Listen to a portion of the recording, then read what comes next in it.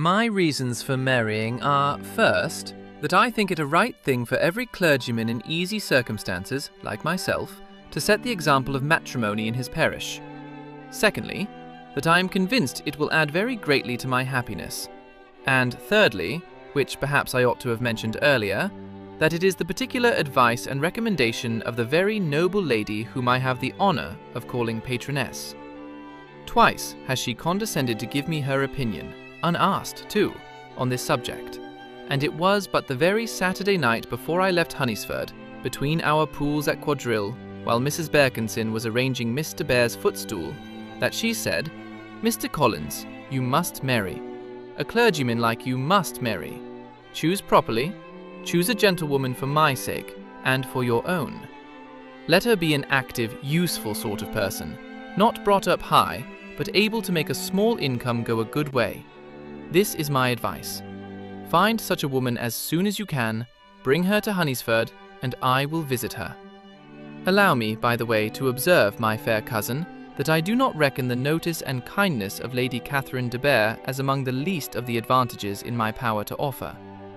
You will find her manners beyond anything I can describe, and your wit and vivacity, I think, must be acceptable to her, especially when tempered with the silence and respect which her rank will inevitably excite.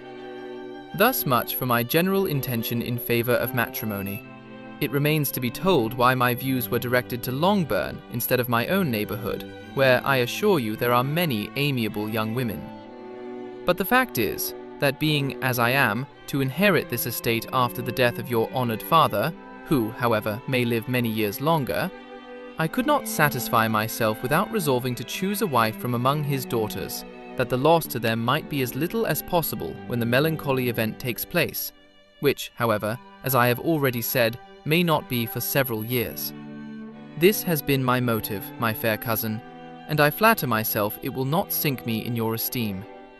And now, nothing remains for me but to assure you in the most animated language of the violence of my affection. To fortune I am perfectly indifferent, and shall make no demand of that nature on your father, since I am well aware that it could not be complied with, and that £1,000 and the 4%, which will not be yours till after your mother's decease, is all that you may ever be entitled to. On that head, therefore, I shall be uniformly silent, and you may assure yourself that no ungenerous reproach shall ever pass my lips when we are married.